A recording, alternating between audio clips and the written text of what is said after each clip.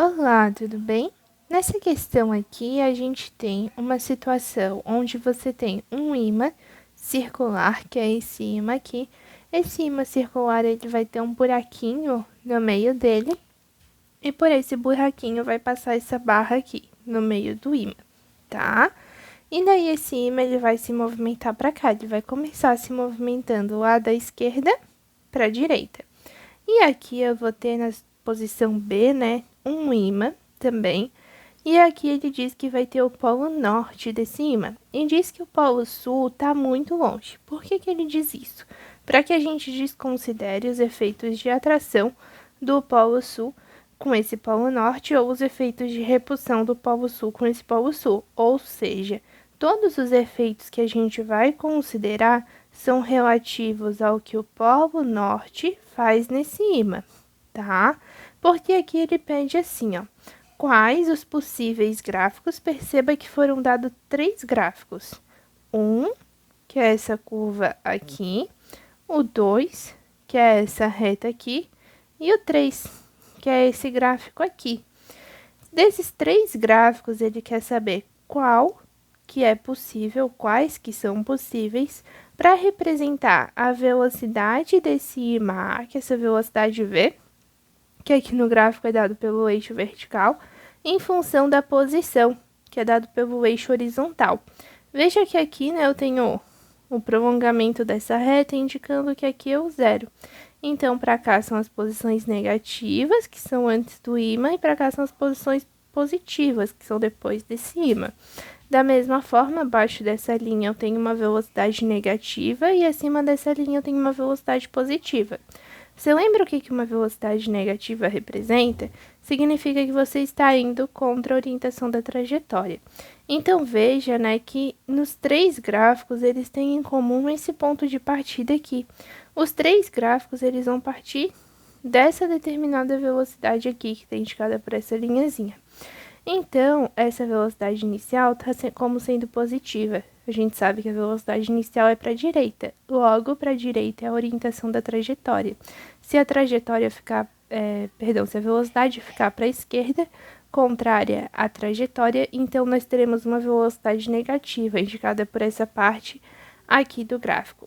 Então, vamos lá analisar as duas possibilidades que esse ímã vai ter aqui. Quando ele estiver passando, percebe que esse polo norte aqui, ele vai ficar cada vez mais perto deste polo norte aqui.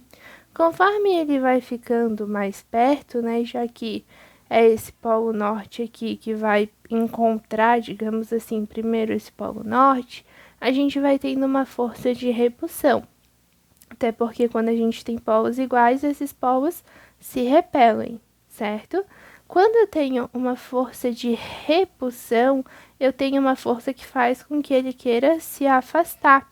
E nessa força que fazendo com que ele queira se afastar, nós vamos ter aqui uma aceleração para a esquerda, né? Empurrando esse ímã para longe. Nesse afastamento, no caso com a aceleração para a esquerda, já que a força vai estar para a esquerda, nós temos uma aceleração contrária à velocidade, fazendo com que o valor dessa velocidade diminua. Lembra que quando a gente tem a aceleração contrária à velocidade, no caso a aceleração lá para a esquerda, apontando para cá, então a gente vai ter essa variação da velocidade para a esquerda também, fazendo com que essa velocidade diminua. Então, o que eu vou ter ali? Eu vou ter uma situação da velocidade diminuindo, que é algo comum aos 3 gráficos. Ó. No gráfico 1 diminui, no gráfico 2 diminui e no gráfico 3 diminui também. A gente só precisa saber o que acontece depois. Aí, ó, existem 2 possibilidades.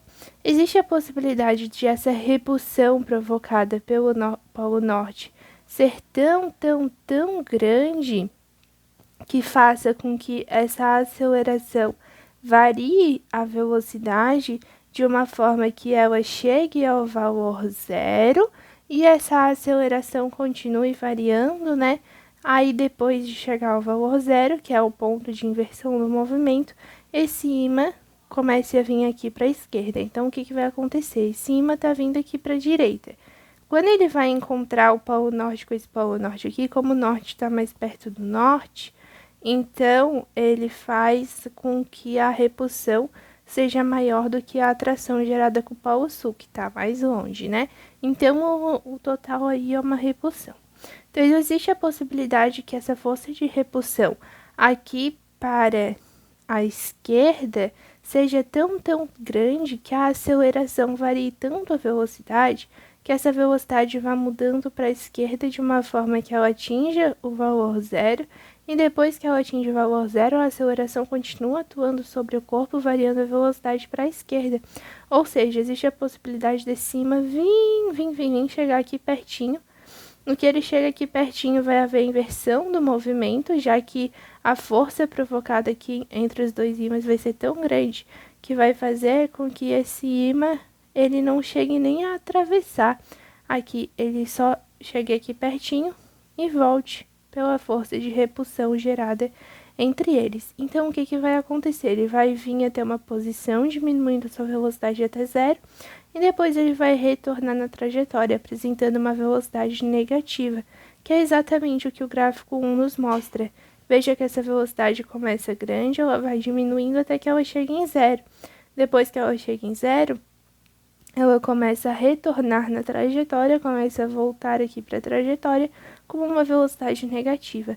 Então, a gente já sabe que o gráfico 1 está correto, pode ser ele. Então, a alternativa A já é excluída e a alternativa C já é excluída. Sobram apenas B, D e E para nós analisarmos.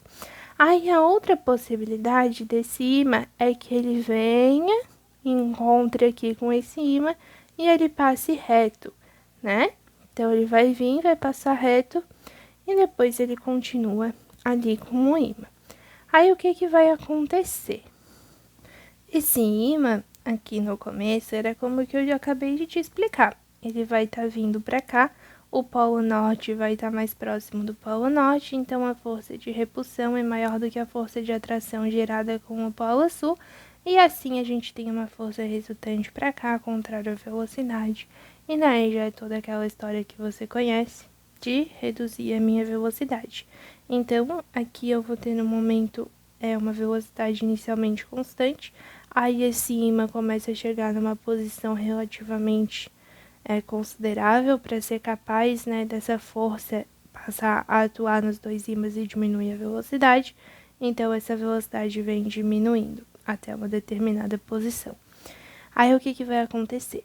Quando esse ímã, o polo norte desse ímã, chega exatamente aqui, veja que o ímã ainda não chegou na posição zero, tá? Porque o ímã é referenciado pelo ponto P.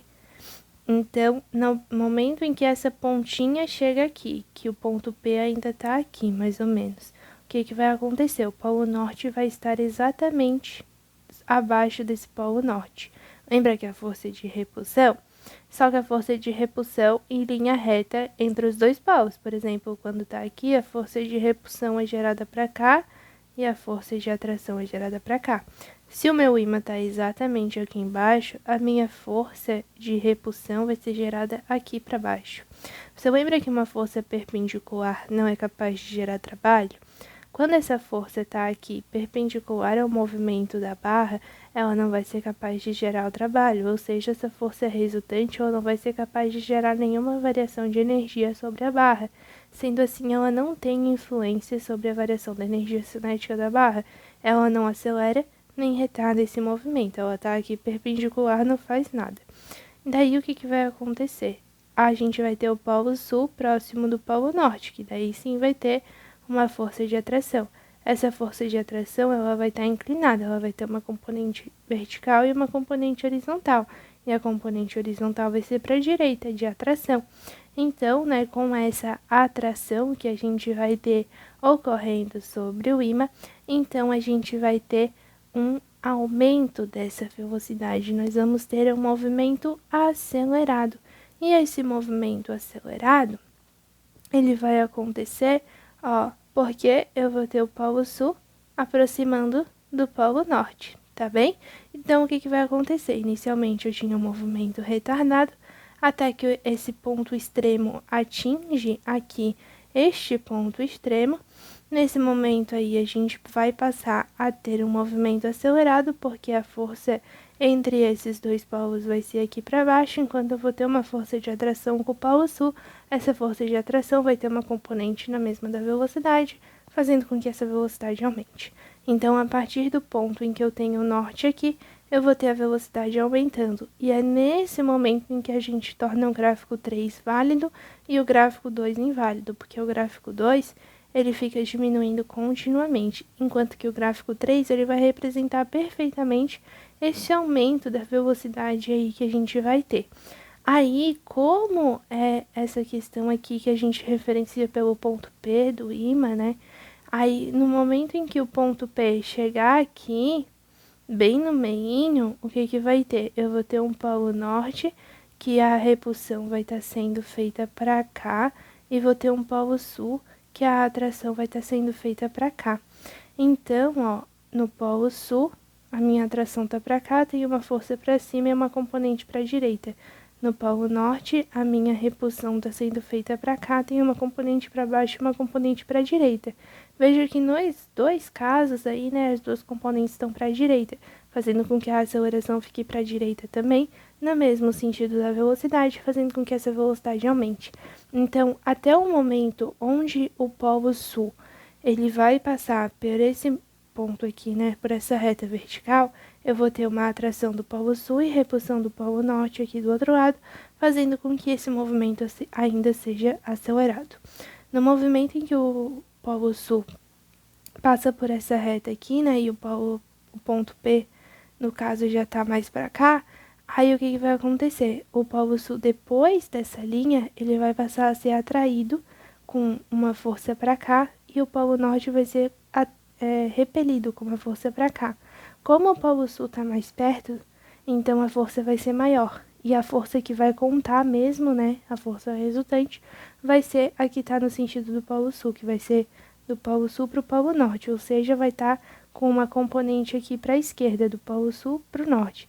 Com essa componente para a esquerda, essa aceleração vai ser contrária à velocidade. Com a aceleração contrária à velocidade, nós temos aí um movimento retardado. Então, a minha velocidade volta a diminuir e depois de uma determinada distância, essas forças não estão servindo mais para nada, não estão influenciando mais em nada. Então, volta a ser um valor constante. Por isso que os gráficos 1 e 3 representam as duas possibilidades que podem acontecer aí com esse ímã.